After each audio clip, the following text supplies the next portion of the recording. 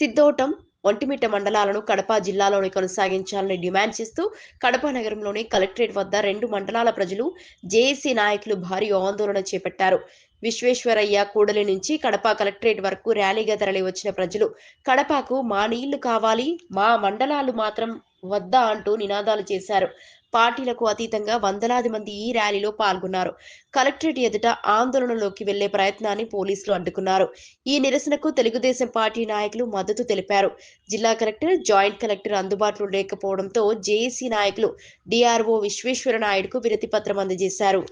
సిద్ధోటం మండలం ఒంటిమిట్ట పెన్నపేరు ప్రాంతము కడపలో రెవెన్యూ డివిజన్ లో ఉండేది కాబట్టి ప్రతి ఒక్కరు కూడా ఈ దినం మనోభావాలు, ప్రజల మనోభావాలు, మాకు కడప అంతా ఒక అర్ధ కిలోమీటర్ కూడా ఉండదు, ఒంటిమిట్ట నుంచి 10 కిలోమీటర్లు ఉండదు కాబట్టి మమ్మల్ని కడప రెవెన్యూ డివిజన్ లో కలపాలనే ఉద్దేశంతో అందరూ కూడా కోరుకుంటున్నారు.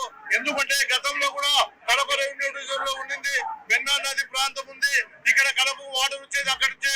అదే విధంగా ఒంటిమిట్ట కోదండరామస్వామి టెంపుల్ ఉంది.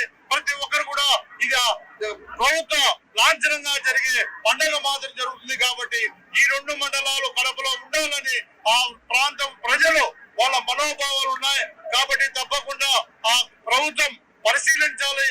పునః పరిశీలించి ఈ 2 ప్రాంతాల్లో కడప రెవెన్యూ డివిజన్ లో కలపాలని చెప్పి మేము ఒంటిమిట్ట సిద్ధోటం తరఫున అందరూ కూడా కోరుకుంటున్నాం. నేను ఒంటిమిట్ట సిద్ధోటం, ఒంటిమిట్ట మండలాలు 2 కూడా కడపలో కలపాలని గత 16 రోజులుగా టీచర్లు చేస్తూ ధర్నాలు చేస్తున్నాము. నేను సిద్ధవటం జేఏసీ తరఫున మాట్లాడే రాజగోపాల్ నా పేరు. సిద్ధవటం ఒకనొకప్పుడు 1807 నుంచి 1812 వరకు జిల్లా కేంద్రంగా వెలుగొందింది. తర్వాత ఇది కడపకు మార్చారు. ఇది మా యొక్క జిల్లా సిద్ధవటం మా కేంద్రం అది, దాన్ని కడపకు మార్చారు. తర్వాత రెవెన్యూ డివిజన్ ఏర్పాటు అయింది. తర్వాత ఇది మండల కేంద్రము, తాలూకు కేంద్రం అయింది. సిద్ధవటం నుంచి చాలా మంది విద్యార్థులంతా ఉన్నారు. విద్యార్థులు చాలా ఇబ్బంది పడుతున్నారు.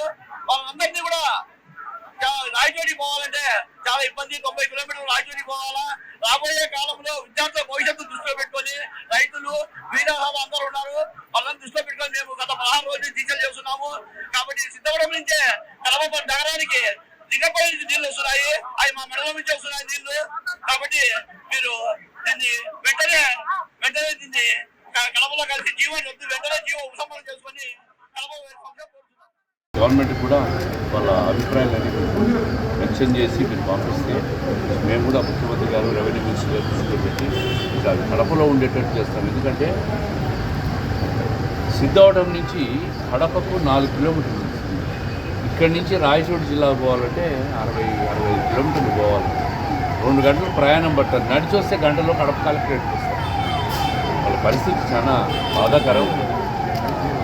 గతంలో కూడా మార్చాలని చూస్తే కూడా మళ్ళీ ఇక్కడ రీటైన్ అయ్యింది. ఇప్పుడు కూడా రీటైన్ అయ్యేటట్టే తమరు ఒకసారి ఇనిషియేటివ్ తీసుకోవాలా. నెల్లూరులో గూడూరును కూడా తిరిగి మళ్ళీ నెల్లూరు జిల్లాలో కలపాలనే ప్రతిపాదన కూడా ఈ అబ్జెక్షన్స్ వచ్చిన తర్వాత ప్రభుత్వం తీసుకుంటుందని చెప్పి కూడా మా దృష్టికి వచ్చింది. మీరు కూడా దయచేసి వీళ్ళ బాధను అర్థం చేసుకొని పాజిటివ్గా పంపించాల్సిందిగా విజ్ఞప్తి చేస్తాం.